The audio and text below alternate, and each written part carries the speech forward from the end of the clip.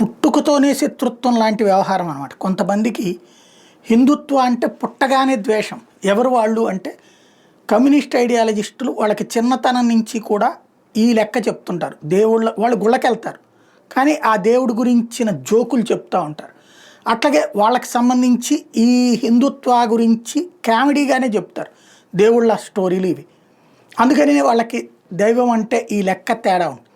ఈ ఈ భావజాలంతో పెరిగి వీళ్ళు ఉద్యోగాలు ఉపాధి పొందినప్పుడు చూసారా, మేము ఏ దేవుడిని నమ్మకపోయినా సరే మేము ఈ స్థాయికి వచ్చామన్నటువంటి వాళ్ళ నమ్మకం కూడా. నాస్తికులైన హేతువాదులైనా కూడా అదే అంటారు. దేవుళ్ళని నమ్మి నువ్వు బాగుపడ్డానని చెప్తే దేవుళ్ళని నమ్మక నేను బాగుపడ్డానని చెప్తుంటారు. వీళ్ళు ఇప్పుడు చివరికి తమకి సంబంధించినటువంటి కార్యకలాపాల్లో అదే ఇన్వాల్వ్ అవుతుంటారు. అట్లాంటిది ఇప్పుడు మీరట్ కాలేజీలో జరిగింది. బట్ వెంటనే ప్రభుత్వం దాని మీద యాక్షన్ తీసుకుంది.